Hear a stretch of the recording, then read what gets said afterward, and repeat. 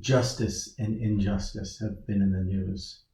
You can't even, nobody's even talking about a pandemic anymore. Nobody's talking about COVID-19. Everybody's talking about riots and looters and peaceful protests and justice and injustice. The most unjust thing, the most,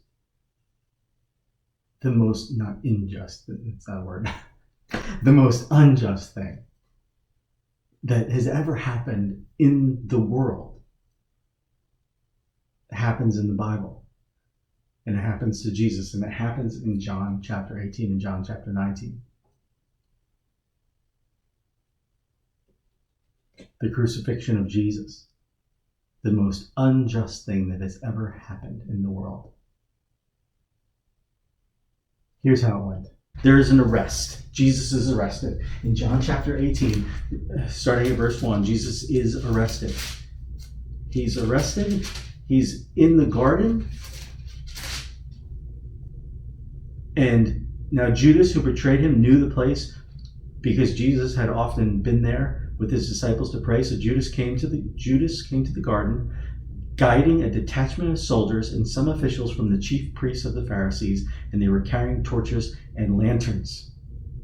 And they show up, and Jesus says, "Who are you looking for?" And Jesus says, "Who are you looking for?" And they say, "We're looking for Jesus of Nazareth." And Jesus says, "I am he." And they fall down as dead men because he actually is the Son of God. And when he speaks, he can do that. And when they get up and they dust themselves off, he says, "Who are you looking for?" And they say again, "Jesus of Nazareth." And he says, "I am he. If you want to arrest me, go for it." And they do. The high priest, Caiaphas, and the Sanhedrin had been talking about arresting and killing Jesus for a long time. If you go back, you have to look at some of the other Gospels to round out the whole picture of Jesus' life. But if you go back into Matthew, you'll see that at the very beginning of this week, this Passover week, it's Thursday during the Passover week, but earlier in the week, Caiaphas and the Sanhedrin get together and they decide that they want to arrest Jesus. They just don't want to do it publicly. They want to do it quietly because they're afraid that Jesus' followers will riot. And so they don't want to have a riot. They want to do it quietly. And so they have a problem. How are they going to do it? And Judas is their solution because Judas shows up frustrated and angry for whatever reason and says, "I can give you to him. I know where he's going to be and I know when he's going to be there." And Caiaphas and the Sanhedrin say, "Great, we'll pay you off. Lead us to him. Let's arrest him." After he's arrested, he goes through various trials. There's a religious trial, and then there's going to be a civil trial. People who arrest Jesus bring him to Annas' house.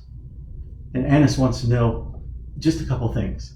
What's the size of your movement? How am I going to have somebody flipping over tables after I finally get rid of you and kill you? Like in a week after I kill you, am I going to have your disciples? How many of them are going to show up and mess with me? I need to know this. I need to know who else we have to get rid of so that we can keep our thing going.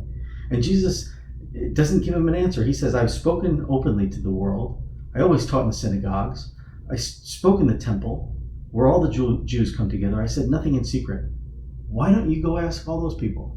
I'm not going to give you an answer. If you really want to know what I'm teaching and who my disciples are, go out. Talk to some people. They'll tell you who my disciples are, and they'll tell you what I've been teaching." And since Annas wasn't getting anywhere with him, he sends him to Caiaphas. So the religious trial continues, and he goes to Caiaphas' house. And in Caiaphas' house, Caiaphas had this Sanhedrin. It's like 2 or 3 in the morning. He woke them up. He dragged them out. He brought them to his house, and he said, "We're going to have a trial right here, right now." They bring Jesus up, right? And the Sanhedrin start questioning him, and they bring false testimony. They bring false witnesses against him. This guy is saying, he said he was going to build the temple in 3 days. No. He said he was going to destroy the temple in 3 days. The problem is they're false witnesses. They're false testimony. They don't agree. They're contradicting each other. They're getting nowhere. And finally, Caiaphas says, "Listen, are you the Son of God or not? Tell us plainly." And Jesus says, "I am." Wait, what? You are what? Jesus says, I am the Son of God. In fact, you're going to see me riding on the clouds coming down from heaven to judge the earth.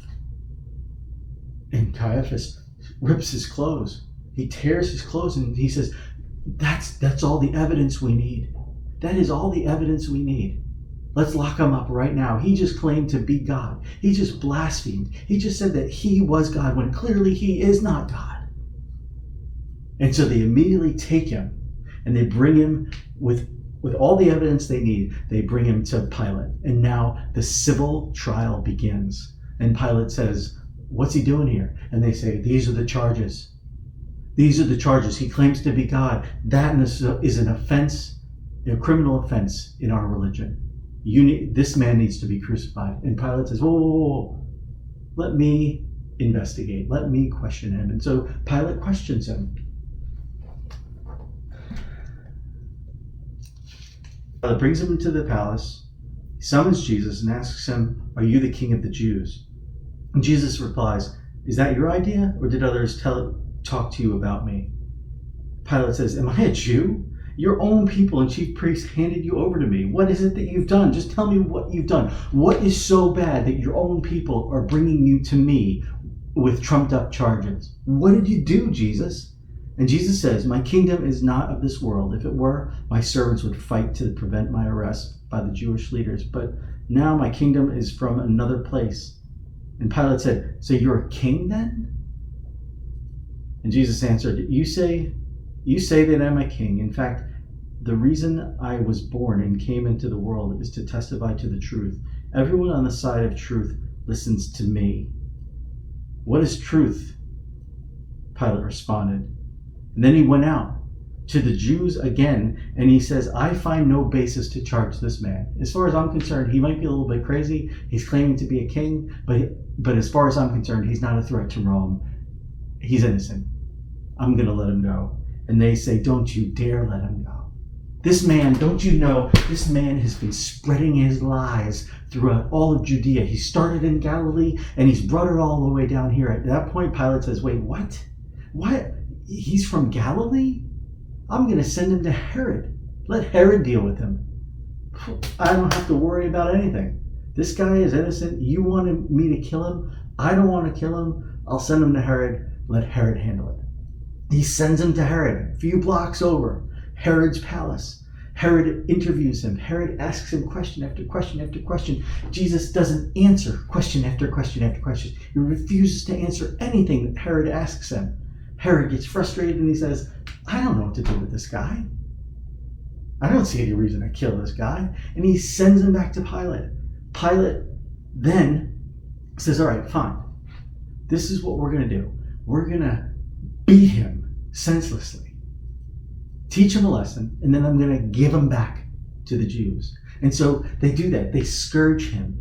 Scourging was whips with glass and nails and metal that when it hit your back, it would rip into your back. And when the whip was pulled away, it would rip your back to pieces, to ribbons.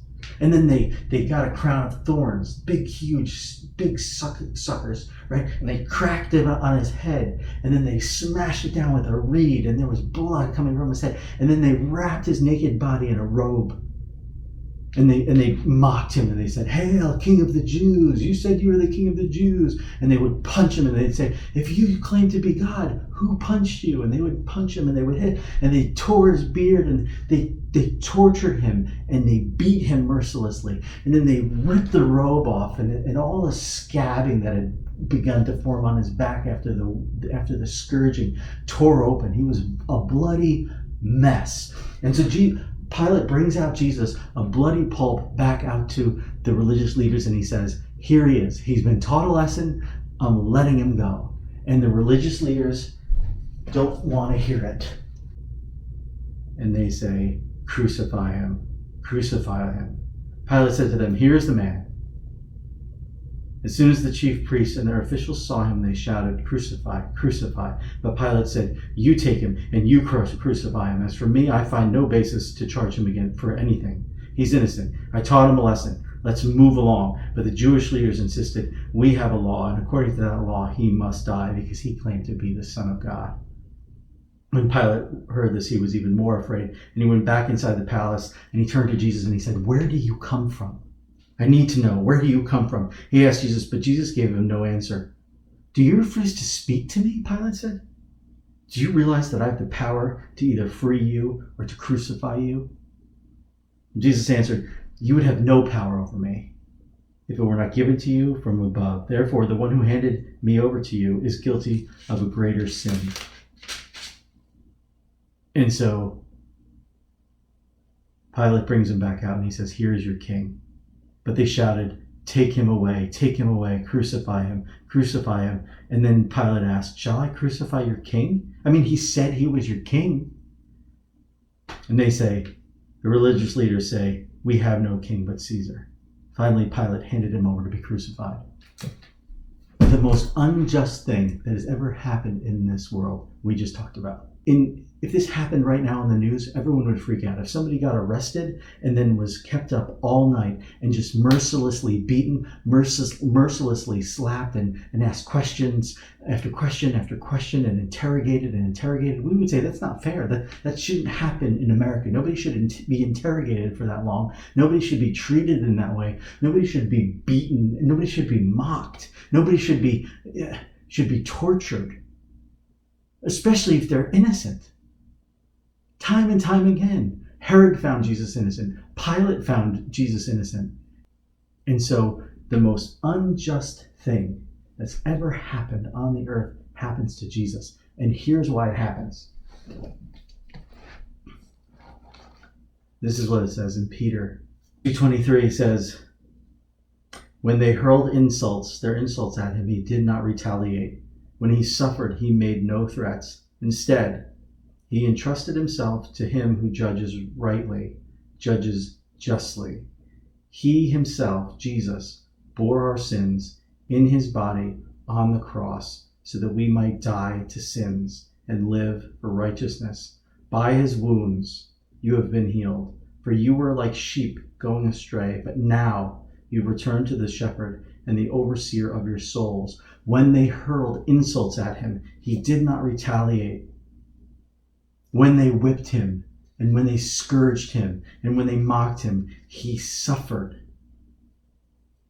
And he made no threats in return. Instead, he entrusted himself to him who judges justly.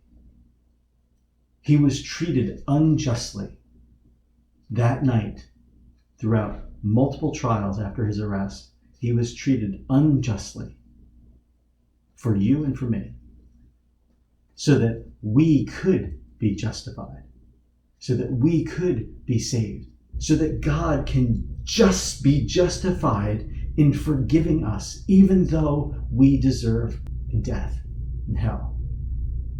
Jesus takes all of that injustice.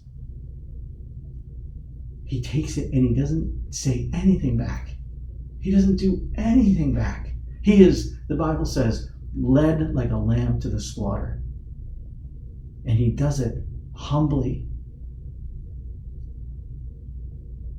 for us, so that we can be rescued, so that by his stripes, by those rips in his back, we can be healed.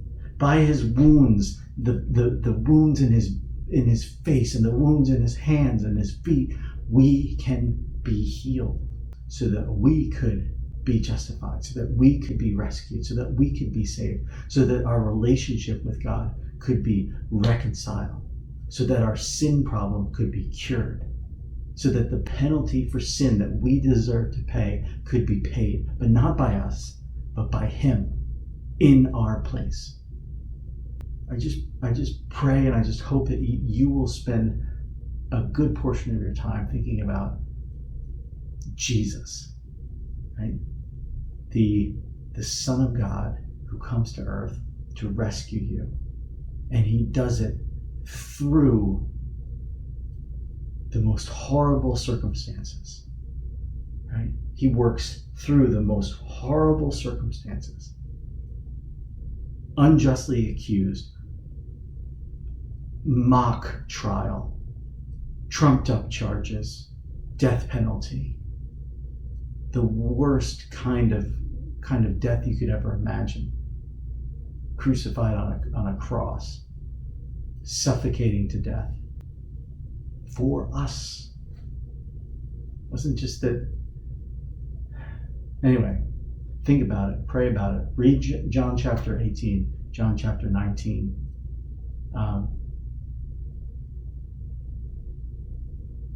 And I'll talk to you soon.